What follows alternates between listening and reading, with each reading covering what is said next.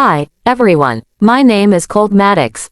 And what those boys didn't know is that I'm not just some tired grandpa in a recliner. I'm a retired U.S. Special Forces commander with a memory like steel and a quiet temper that never announces itself. I don't do drama, I do results. By 12:30, 3 men were in my truck, brothers from my old unit. No questions asked. We moved like ghosts. The house was lit up, music still pounding upstairs. They were laughing. Downstairs, she was locked behind a bolted door like some sick joke. No shouting, no kicking down doors. We got in, controlled the space.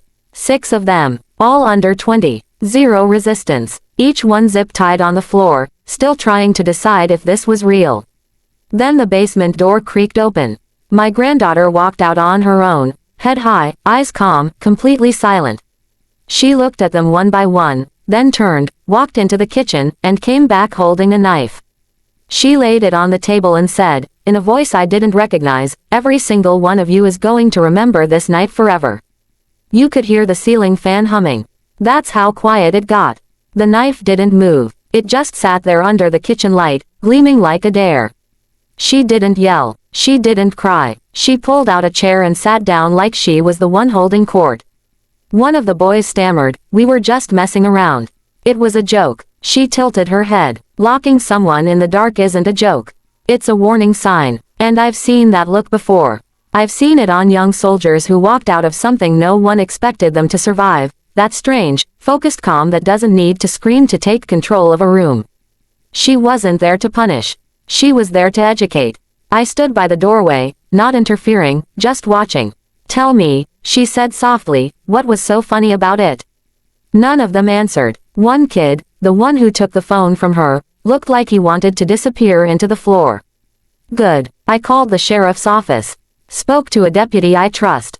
Gave the address. Told him exactly what happened. No exaggeration. No emotion. "We'll be there in 20, he said. "Don't let them leave." I didn't smile when I hung up. I just looked at each of them and said, "You boys think this was a wild night? No, this was a life checkpoint. And you failed." Not one of them argued. The siren started growing in the distance. My granddaughter pushed the knife toward the center of the table and whispered something I'll never forget. I brought it in peace. Don't make me regret that. The deputies arrived like a storm in slow motion. No flashing lights. No dramatic entrance. Just quiet authority in uniform. My granddaughter stood as they entered. No tears. No trembling. Just that eerie composure that unsettles you more than rage ever could. One officer asked gently, "Are you safe now?" She nodded once. "Yes, sir." The other deputy began separating the boys. Names, phones, parental contacts. No cuffs, not yet. But you could see it in their eyes. This was real now. I stepped outside to call her mother. I expected panic, screaming. Instead, her voice was cold. She always exaggerates. They're kids, probably just roughhousing. I didn't argue. I just said, "She's staying with me now." And I hung up. Back inside, my granddaughter handed over the knife willingly. "I never intended to use it," she told the officers. "I just wanted them to look at it and understand." She wasn't bluffing. She was making a point. One of the boys broke down crying. Another muttered, "We didn't mean it like that." She turned toward him slowly. "You meant it enough to bolt the door and laugh while I screamed." Silence. The deputy looked at me. "You want charges filed?" I looked at her. Her choice. She paused, then said, "Not tonight. Let them sit with this. Let their parents come pick them up. But next time, there won't be a warning." One of the boys' phones started buzzing, again and again. She picked it up, answered on speaker, and said calmly, "He'll call you back. He's busy facing what he became tonight." Then she hung up. The parents started arriving around 4 a.m. SUVs screeching into the driveway. Pajamas under coats. Rage disguised as concern. One mother stormed up the porch. "My son is traumatized. You had no right to."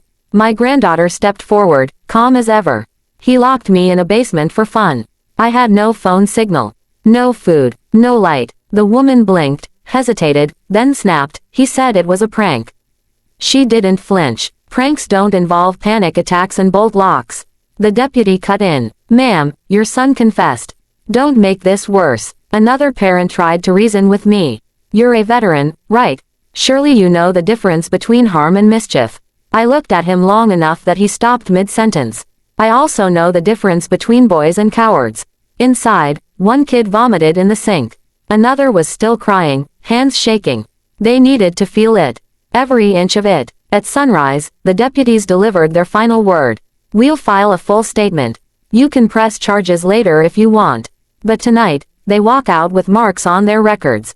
It's not erased. As they left, my granddaughter said quietly, they'll forget this by Monday. I shook my head. Not if we finish what we started.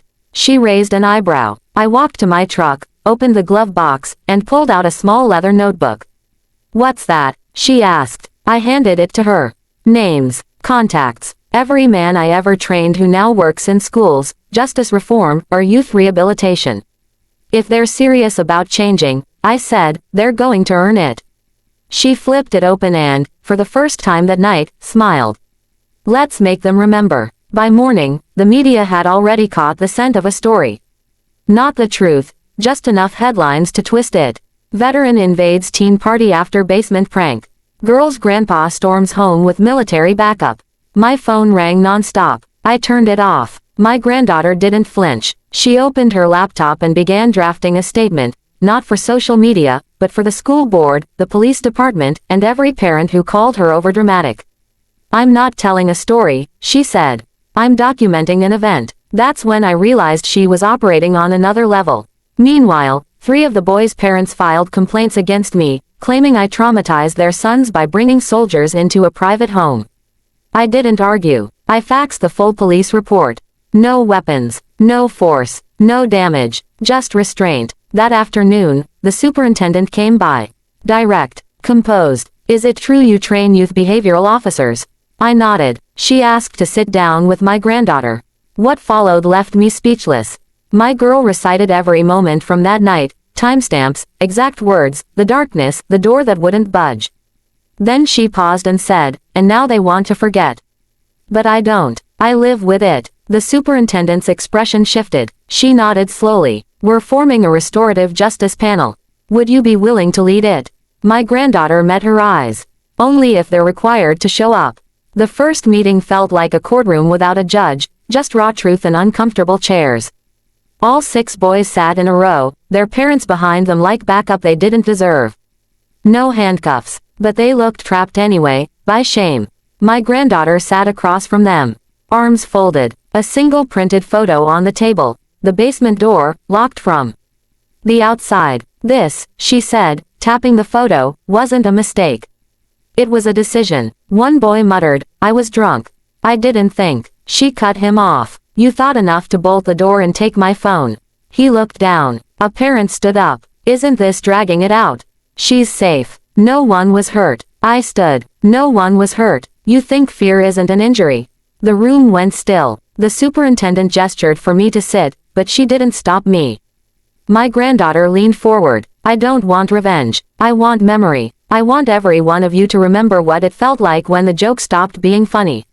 The silence lasted 5 full minutes. That silence was the consequence. When it ended, she slid a stack of printed packets across the table, one for each of them. What's this? One asked. 12 weeks of volunteer work at youth shelters, she replied evenly. 1 hour for every minute you left me in the dark. They stared at her. It's not optional. If you refuse, I go public. Not with rage, with receipts. The parents looked at the superintendent. Approved, she said. Week 1, they showed up in hoodies and excuses. By week 4, they showed up early. Cleaning shelters, running hotline calls, taking intake logs from kids who looked just like my granddaughter, scared, ignored, silenced. They didn't speak much. They listened, and that was the real consequence. Not humiliation. Exposure to truth. My granddaughter didn't supervise them. She didn't need to. She spent her evenings helping the district draft new student protection policies, quiet, focused, unreadable. When I asked why she wasn't angry anymore, she said something I'll never forget. I'm not done healing, Grandpa, but I'm done bleeding. Her mother came to visit weeks later. No yelling, just awkward silence and a store-bought pie. They sat on the porch together.